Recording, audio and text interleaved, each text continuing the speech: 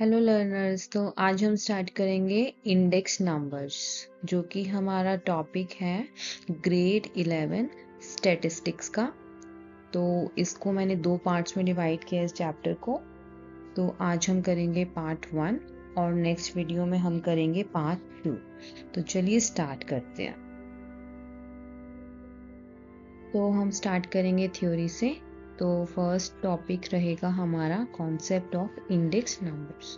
तो index numbers क्या है? ये एक स्टैटिस्टिकल टूल है जो मेजर करते हैं किसको? रिलेटिव चेंज को इन अ वेरिएबल, एक वेरिएबल में over a period of time और बिटवीन प्लेसेस। तो ये हमें हेल्प करते हैं अंडरस्टैंड करने में change in prices, change in quantities and change in values. ये एब्सोल्यूट फिगर्स की बजाय हमें परसेंटेज चेंज में शो होते हैं इंडेक्स नंबर्स। जैसे कि एग्जांपल, राइस की प्राइस 2020 में ₹40 थे, 2025 में ₹60। ये हमने अज्यूम किए हैं रेट्स। तो ये इंडेक्स नंबर है, वो हमें बताएगा कि कितने प्राइसेस इंक्रीज हो गए। एंड यहाँ पे मैंने एक डेफिनेशन ऐड की है for the point of view of exam. According to Croxton and Cowden, index numbers are devices for measuring difference in the magnitude of a group of related variables. Next हम करेंगे features of index numbers. तो first feature है हमारा measure of change. तो जो index number है वो show करते हैं change over time, not actual values. For example, अगर प्राइस इंडेक्स 150 है तो प्राइस जो है इंक्रीज हुआ है बाय 50%, अगर हम इसमें 100 को बेस ईयर मान के चले। Second, based on a base year, इसमें हमारा एक बेस ईयर होता है जो कि 100 हम एज्यूम करते हैं।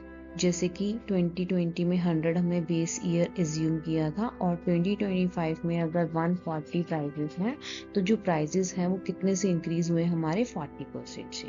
Third, show relative change. ये जो है ये परसेंटेज चेंज को शो करते हैं, एब्सोल्यूट चेंज को शो नहीं करते।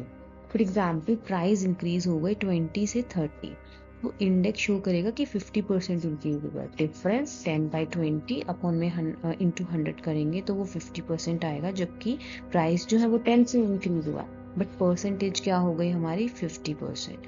तो ये परसेंटेज को शो करेंगे, एब्सोल्यूट चेंज को शो नहीं करेंगे। Next, expressed in numbers. Index number जो होते हैं वो न्यूमेरिकल फॉर्म में होते हैं for easy comparison. For example, 120 increase, 90 decrease, तो ये नंबर्स में होते हैं, ठीक है, न्यूमेरिकल वैल्यूज में होते हैं। Fifth, help in comparison. ये हेल्प करते हैं कंपेयर करने में प्राइजेस को, क्वांटिटीज को या फिर वैल्यूज को बिटवीन टू पीरियड्स। जैसे कि कॉस्ट ऑफ लिविंग 2020 में कितनी थी और 2025 में कितनी है, उनको कंपैरिजन में हेल्प करता है। Sixth, useful in daily life and economics. It helps in inflation widely study करता है किसकी? इन्फ्लेशन की, कॉस्ट ऑफ लिविंग की और प्राइस लेवल चेंजेस की। फॉर एग्जांपल, सीपीआई होता है कंज्यूमर प्राइस इंडेक्स, के बारे में हम आगे पढ़ेंगे। ये यूज होता है मेजर करने के लिए किसको? इन्फ्लेशन को। तो ये भी इंडेक्स नंबर से होता है। And based on average change, जो इंडेक्स नंबर्स होते हैं वो रिप्रेजेंट करते हैं average change of a group of item. For example, price index of food, इसमें सभी की, जैसे कि average price of change of rice, wheat, milk etcetera. Okay, तो अब हम बात करेंगे इंडेक्स नंबर्स की प्रॉब्लम्स या फिर लिमिटेशंस की। तो first is difficulty in selecting base year. तो choosing a proper base year, तो ये कई बार थोड़ा डिफिकल्ट हो सकता है। बेस ईयर जो है वो हमारा नॉर्मल होना चाहिए। जैसे कि हो सकता है कभी किसी ईयर में कोई फ्लड आया हो या पेंडेमिक हो, उसका जो हम प्राइस कंपैरिजन करेंगे तो वो जो होगा हमारा comparison, that will be wrong. Next, problem of selecting items. तो which goods should be including is confusing. ठीक है, अगर हमारा सिलेक्शन ही गलत होगा तो जो हमारा इंडेक्स आएगा वो भी गलत आएगा। जैसे कि if food items are ignored in CPI, अगर फूड आइटम्स सीपीआई में इग्नोर की जाएगी तो जो कॉस्ट ऑफ लिविंग आएगा वो भी एक्यूरेट नहीं होगा। Next, problem of weights. तो करेक्ट वेट्स होने चाहिए, अगर करेक्ट वेट नहीं है तो जो हमारा इंडेक्स आएगा वो भी रॉन्ग होगा। जैसे कि rice is more important then chocolate, ठीक है, लेकिन दोनों के जो है वेट तो सेम है, बट लेकिन जो रिजल्ट है वो गलत है। Next, change in quality of goods. जैसे कि क्वालिटी ऑफ गुड्स जो है वो चेंजेस होती रहती हैं over a period of time, लेकिन जो इंडेक्स नंबर्स हैं वो इसको इग्नोर करते हैं। जैसे कि मोबाइल के प्राइजेस इंक्रीज हुए हैं, बट उसमें फीचर्स भी तो ऐड हुए हैं जो कि इंडेक्स नंबर में शो नहीं होते। इंडेक्स नंबर क्या शो करेगा? सिर्फ price rise. Then changes in taste and habit. Of course people के जो टेस्ट हैं, हैबिट्स हैं, वो टाइम के अकॉर्डिंग चेंज होती है, लेकिन इंडेक्स नंबर जो है रिमेन सेम। तो पहले के जो लोग थे वो तो रेडियोस भी यूज करते थे, लेकिन अब स्मार्टफोन्स ही यूज करते हैं, तो इंडेक्स नंबर में ये जो चेंज है वो रिफ्लेक्ट नहीं होगा। Next, errors in data collection. कई बार डाटा कलेक्टेड जो हुआ है हमारा वो इनएक्यूरेट भी हो सकता है और इनकम्प्लीट भी हो सकता है। तो अगर रॉन्ग प्राइस रिकॉर्डेड हुए हैं मार्केट से, तो इंडेक्स जो है वो हमारा अनरिलायबल होगा, ठीक है, ट्रस्टवर्दी नहीं होगा। और फिर है हमारा नॉट 100% एक्यूरेट। इंडेक्स नंबर हमें अप्रॉक्सीमेट रिजल्ट्स देते हैं बट एग्जैक्ट फिगर्स नहीं देते। जैसे कि इन्फ्लेशन शोन है 6%, but actual effect on people may feel higher, ठीक है, हमें रिजल्ट्स में तो सिर्फ 6% दिख रहा है, लेकिन उसका जो इफेक्ट हुआ है पीपल पे वो उससे कहीं ज्यादा है। तो हमने फीचर्स और लिमिटेशंस की है। अगर एडवांटेज और डिसएडवांटेज भी आते हैं तो आप इन्हीं पॉइंट्स को मोल्ड करके लिख सकते हैं। अब हम बात करेंगे methods of constructing index numbers. तो यहाँ पे जो टेबल है, ठीक है, यहाँ पे हमारे जो मेथड होते हैं वो होते हैं एक तो construction of simple index numbers और construction of weighted index numbers. तो ये फर्दर डिवाइडेड है into two parts. Simple index number simple aggregative method होगा या फिर simple average of price relative method होगा।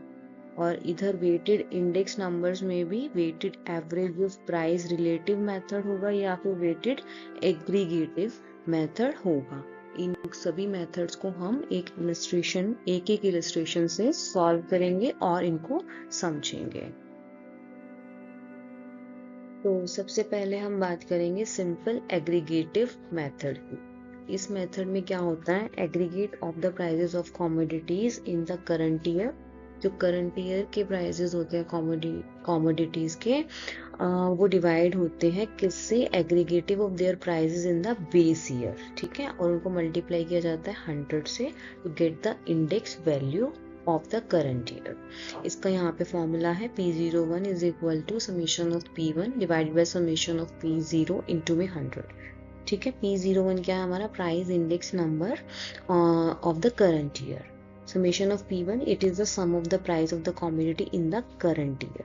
और P0 क्या है? ये सम है किसका? प्राइसेस ऑफ द कमोडिटीज का, किसका? बेस ईयर का, ठीक है।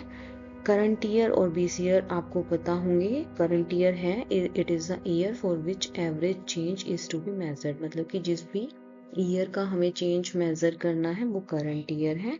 और बेस ईयर क्या है? रेफरेंस ईयर है, ठीक है, जिस ईयर से हम उसको क्या कर रहे हैं? मेजर कर रहे हैं। तो the index number of base year is generally assume to be 100, okay. तो अब हम इसी मेथड को एक इलस्ट्रेशन से समझेंगे। यहाँ पे हमें डाटा गिवन है 2011 जो है वो बेस ईयर है, हमें इंडेक्स वैल्यू निकालनी है 2019 की।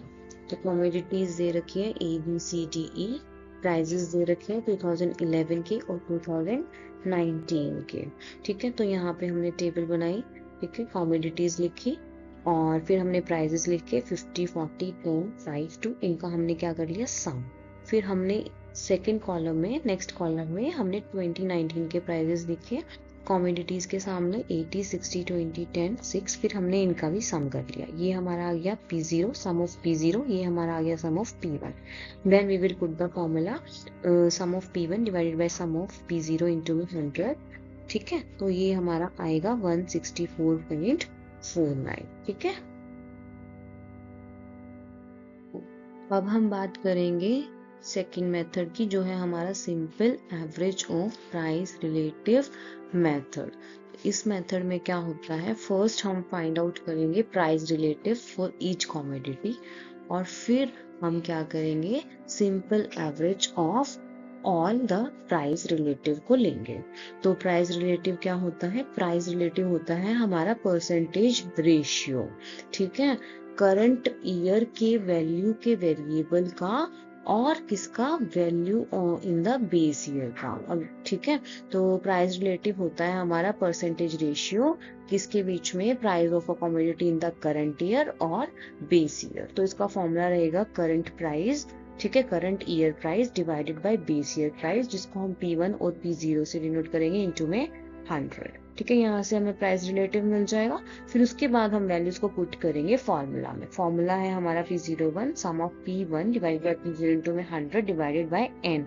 n क्या है हमारा, नंबर ऑफ गुड्स, ठीक है। ये वाला फॉर्मूला हमारा प्राइस रिलेटिव्स का था, ये प्राइस रिलेटिव्स है, P1 करंट ईयर और P0 जो है वो बेस ईयर वैल्यू।